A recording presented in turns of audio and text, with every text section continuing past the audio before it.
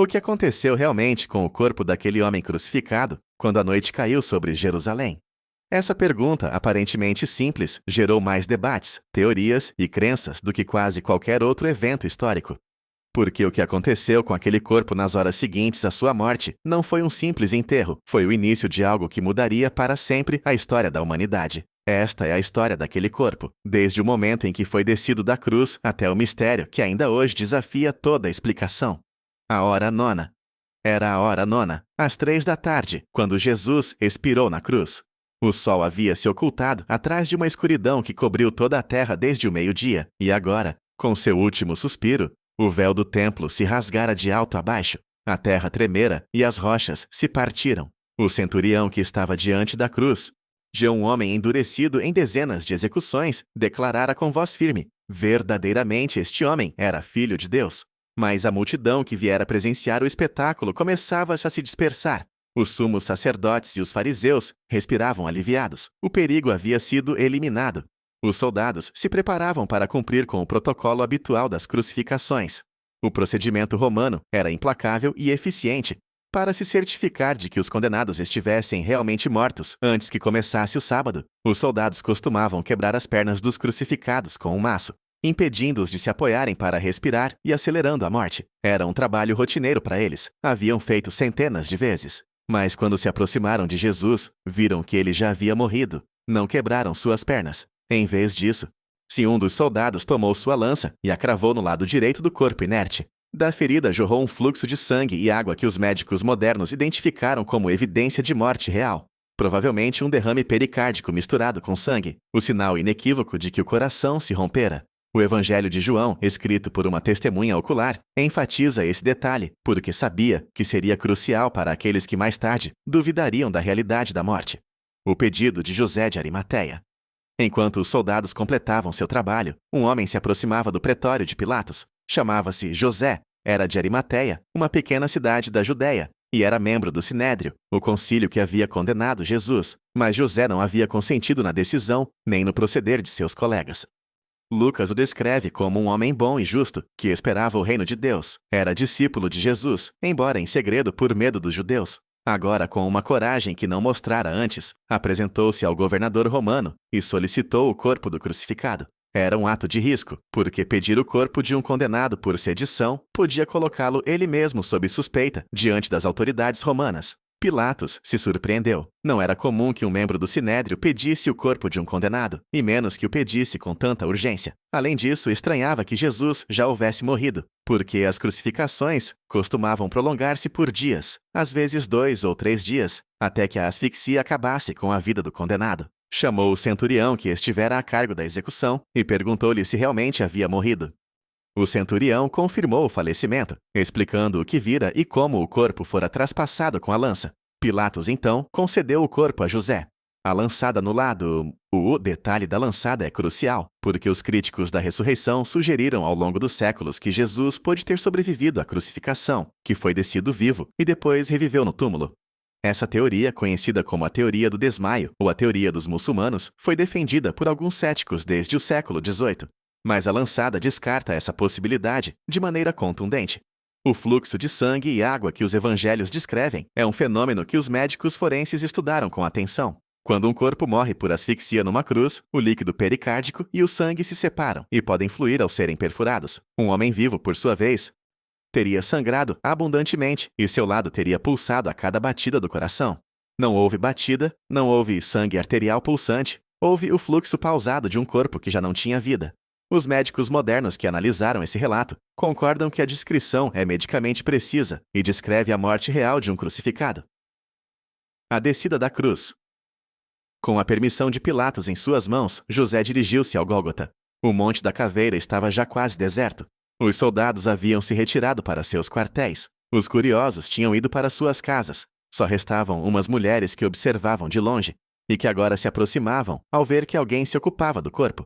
Também estava Nicodemos, o fariseu que fora procurar Jesus à noite, 3 anos antes, trazendo consigo uma quantidade imensa de especiarias. José subiu a cruz, e ajudado provavelmente por seus servos, e começou a retirar os pregos que seguravam as mãos e os pés de Jesus. A tarefa era delicada e penosa. Os pregos, de ferro forjado, haviam atravessado os ossos e se dobrado pela pressão do peso do corpo.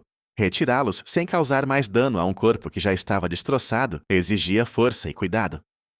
Quando o corpo ficou livre, José o recebeu em seus braços.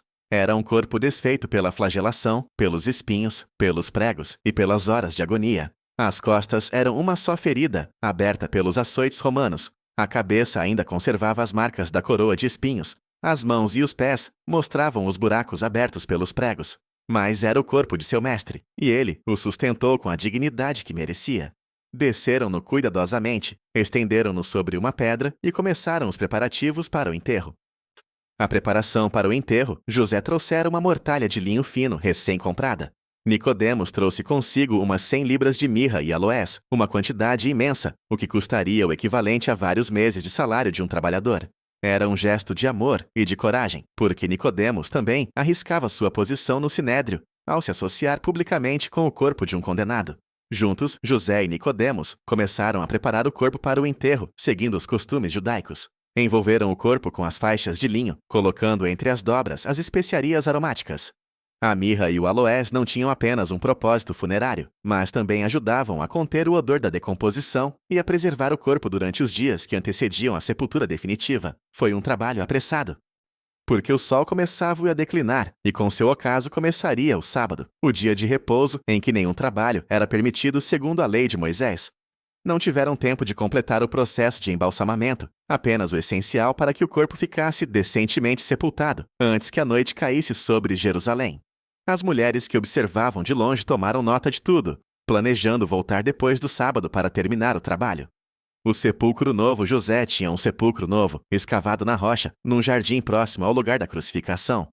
Era um túmulo que mandara construir para si mesmo, onde ninguém havia sido sepultado ainda. Esse detalhe é importante porque garantia que não houvesse confusão com outros corpos, algo que seria crucial nos dias seguintes. Os túmulos da época consistiam numa câmara funerária, escavada na pedra calcária, com nichos laterais onde se colocavam os corpos. A entrada era baixa, apenas 1 metro de altura, e se fechava, rolando uma grande pedra em forma de disco por um canal talhado na rocha. Uma vez rolada a pedra, era quase impossível movê-la de fora sem ajuda. José e Nicodemos depositaram o corpo naquele sepulcro, colocaram as faixas com as especiarias e depois rolaram a pedra para selar a entrada. Marcos menciona que José comprou uma mortalha, desceu o corpo, envolveu-o na mortalha e o pôs num sepulcro que havia sido escavado na rocha. Depois rolou uma pedra contra a entrada do sepulcro. Tudo foi feito com a rapidez que exigia a urgência do momento, mas com o cuidado que merecia o corpo daquele a quem haviam amado. As mulheres que observam Maria Madalena e a outra Maria, a mãe de José, estavam sentadas diante do sepulcro.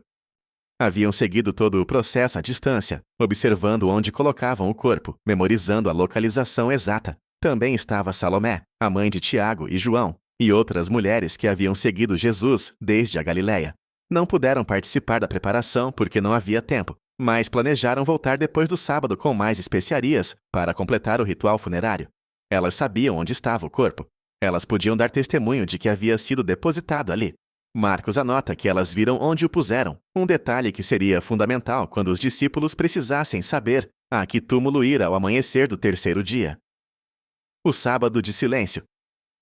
Ao entardecer, quando as primeiras estrelas apareceram no céu, começou o sábado. A cidade inteira entrou em repouso. As trombetas soaram do templo anunciando o início do dia sagrado.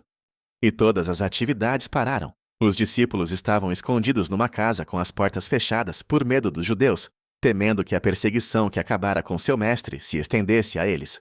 As mulheres guardavam silêncio em seus lares, esperando que passasse o dia de repouso para poder voltar ao sepulcro. Os sumos sacerdotes respiravam aliviados, crendo que o perigo havia passado para sempre. Haviam conseguido eliminar aquele que ameaçava seu poder, e agora a tranquilidade voltava a Jerusalém. O corpo de Jesus descansava no túmulo, envolto em faixas e especiarias, esperando o amanhecer do terceiro dia. Mas os sumos sacerdotes não estavam completamente tranquilos. Lembraram que Jesus dissera que ressuscitaria ao terceiro dia, e foram a Pilatos para pedir que selasse o sepulcro e pusesse uma guarda. Pilatos acedeu. Aí tendes a guarda.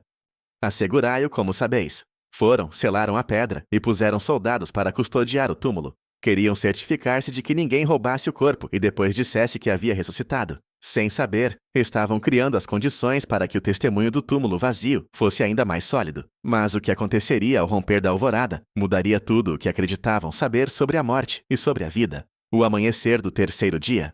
Enquanto a noite do sábado tocava ao fim, as mulheres se prepararam para sair.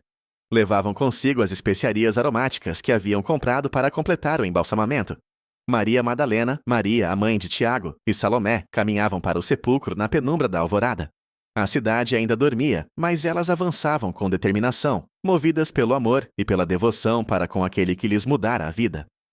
Enquanto avançavam pelas ruas vazias de Jerusalém e depois pelo caminho que conduzia ao jardim fora das muralhas, uma pergunta as acompanhava: quem nos removerá a pedra da entrada? Sabiam que a pedra era enorme, que não poderiam movê-la sozinhas. Marcos descreve que a pedra era muito grande, mas elas continuavam caminhando, impulsionadas por algo mais forte que a razão.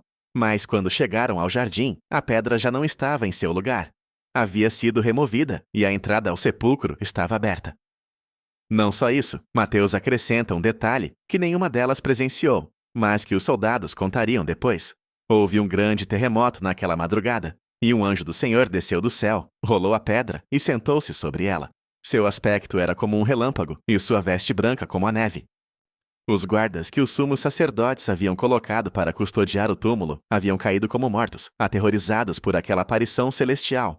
O túmulo vazio, Maria Madalena, ao ver a pedra removida, não entrou no sepulcro. Deu meia volta e correu a buscar Simão Pedro e o discípulo, a quem Jesus amava, que é como João se refere a si mesmo em seu evangelho. Disse-lhes, ofegante: levaram o Senhor do sepulcro e não sabemos onde o puseram. Em sua mente, a única explicação possível era que alguém roubara o corpo. Não esperava uma ressurreição, apesar de Jesus o ter anunciado. Enquanto isso, as outras mulheres se aproximaram, entraram no túmulo e encontraram um jovem vestido de branco sentado à direita. Assustaram-se, mas o anjo lhes disse: não temais, buscais Jesus, o Nazareno, o crucificado. Ressuscitou, não está aqui. Vede o lugar onde o puseram. Depois, lhes deu uma instrução: ide, dizei a seus discípulos e a Pedro que ele vai adiante de vós para a Galiléia. A corrida dos discípulos Pedro e João correram para o sepulcro. João, mais jovem, chegou primeiro, mas parou na entrada, inclinando-se para olhar para dentro. Viu as faixas de linho postas no chão, mas não entrou. Pedro, com seu caráter impulsivo, chegou depois e entrou diretamente sem hesitar. Observou as faixas e viu que o sudário que cobrira a cabeça de Jesus não estava com as faixas, mas enrolado num lugar à parte. Depois entrou João, e quando viu aquilo, creu. O detalhe forense das faixas é um dos aspectos mais fascinantes do relato. Se os discípulos tivessem roubado o corpo, como depois afirmariam os inimigos do cristianismo, e a tê-lo-iam tomado com as faixas postas, ou as teriam tirado apressadamente, não teriam tido tempo nem motivo para desenrolar cuidadosamente as faixas e deixar o sudário dobrado à parte. O estado dos panos sugere algo muito distinto de um roubo. Sugere que o corpo saíra delas, como a crisálida deixa para trás seu casulo, deixando as faixas vazias, mas intactas, na forma que tiveram em volta do corpo. Era como se o corpo se desmaterializasse dentro das faixas, deixando-as afundadas sobre si mesmas, mas conservando a estrutura. O sudário, enrolado à parte, indicava ordem e calma, não a pressa de uns ladrões. As teorias iniciais. A primeira reação dos discípulos foi o desconcerto. Não esperavam uma ressurreição. Sua primeira interpretação foi que alguém levara o corpo. Os sumos sacerdotes, ao saberem do ocorrido, reuniram-se com os anciãos e ofereceram uma soma considerável de dinheiro aos soldados para que dissessem que os discípulos tinham vindo de noite e roubado o corpo enquanto eles dormiam.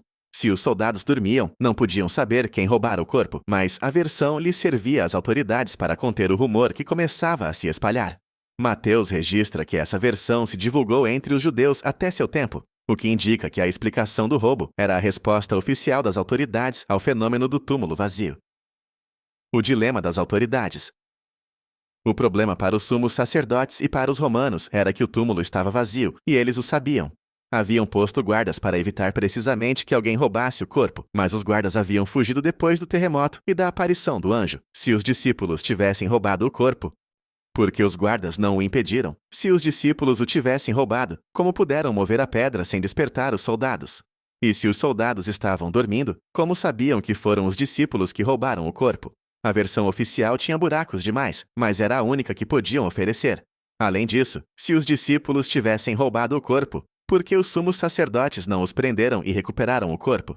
Sabiam quem eram, sabiam onde se escondiam, mas não o fizeram porque não podiam provar o roubo e porque temiam o povo que ainda lembrava de Jesus. As aparições começam. Enquanto as autoridades tentavam controlar a narrativa, algo estava ocorrendo que nenhum dinheiro poderia silenciar. Maria Madalena ficara junto ao sepulcro, chorando depois que Pedro e João se foram.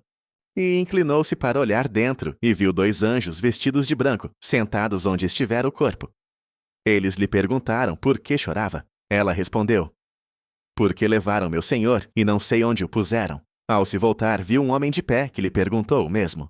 Pensou que era o jardineiro e disse-lhe: Senhor, se tu o levaste, dize-me onde o puseste e eu o levarei. Então o homem a chamou por seu nome, Maria. Ela reconheceu a voz e respondeu: Rabone, que significa mestre. Era a mesma voz que ouvira junto ao lago de Genesaré, a mesma que a libertara de 7 demônios, a mesma que lhe ensinara sobre o amor de Deus.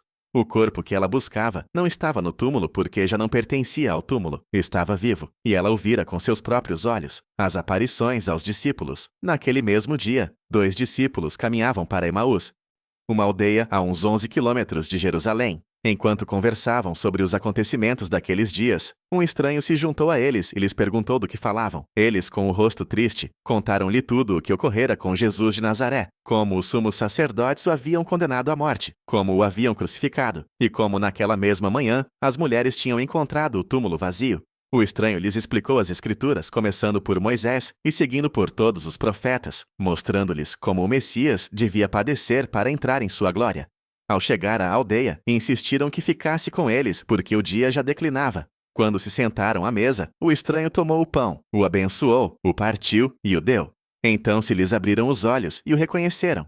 Era Jesus, e naquele mesmo instante desapareceu de sua vista. O corpo que atravessa muros naquela mesma noite, os discípulos estavam reunidos numa casa com as portas fechadas por medo dos judeus. Tomé não estava com eles. De repente, Jesus se pôs no meio deles e lhes disse: Paz a vós.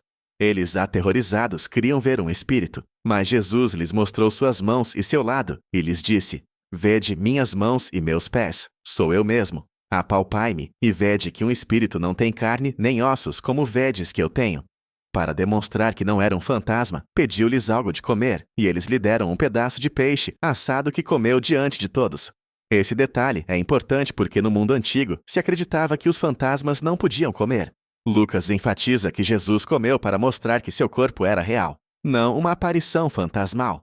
8 dias depois, Tomé, que não estivera presente, aí pôs seu dedo nas feridas e creu. A ascensão 40 dias depois de sua ressurreição, Jesus se reuniu com seus discípulos no Monte das Oliveiras. Durante esses dias, aparecera a mais de 500 irmãos de uma só vez, como registra Paulo em sua carta aos Coríntios. Falou-lhes do reino de Deus, prometeu-lhes o Espírito Santo, e enquanto os abençoava, começou a elevar-se. Uma nuvem o recebeu e o ocultou de seus olhos. Os discípulos ficaram olhando para o céu, até que 2 varões vestidos de branco lhes disseram: Varões galileus, por que estáis olhando para o céu? Este Jesus que foi tomado de vós para o céu, virá da mesma maneira que o vistes ir para o céu. As tradições posteriores. O que aconteceu com o sepulcro depois daquele dia? A tradição conta que os cristãos de Jerusalém veneraram o lugar durante séculos. Quando o imperador Adriano reconstruiu Jerusalém como a Hélia Capitolina, no ano 135, construiu um templo dedicado a Vênus sobre o lugar do sepulcro, talvez para apagar sua memória. Mas o que Adriano não sabia era que essa mesma construção preservaria a localização exata para as gerações futuras. 3 séculos depois, quando o imperador Constantino abraçou o cristianismo, sua mãe, Santa Helena, viajou a Jerusalém para buscar os lugares santos. Ali, sob o templo de Vênus, encontraram o sepulcro vazio. Sobre ele se construiu a Igreja do Santo Sepulcro, que ainda hoje se ergue em Jerusalém, como o testemunho mais antigo do túmulo vazio.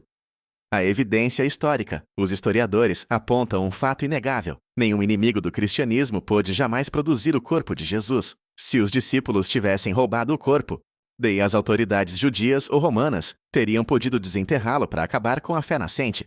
Se Jesus não tivesse morrido realmente na cruz, os romanos teriam podido exibi-lo vivo para demonstrar que não havia ressuscitado. Mas não puderam fazê-lo, porque o corpo não estava onde eles mesmos o haviam posto. O apologista cristão do século II, Justino Mártir, ainda podia desafiar seus oponentes judeus dizendo: Podeis ir a Jerusalém e ver que o túmulo está vazio. Os judeus não podiam refutá-lo porque sabiam que era verdade. As teorias do corpo roubado. A hipótese do roubo tem fraquezas históricas e lógicas. Os discípulos que estavam aterrorizados e escondidos depois da crucificação dificilmente teriam tido coragem de enfrentar os guardas romanos para roubar um corpo. Além disso, se o tivessem roubado, porque teriam morrido pregando algo que sabiam ser falso. A história está cheia de pessoas que morrem pelo que creem verdadeiro, mas ninguém morre pelo que sabe que é mentira. E os 11 discípulos, exceto João, morreram como mártires proclamando que tinham visto o Senhor ressuscitado. Pedro foi crucificado de cabeça para baixo, André crucificado em Patras, Tiago decapitado, Tomé traspassado com uma lança na Índia. Não há registro de nenhum que tenha retratado seu testemunho. A teoria do enterro em massa.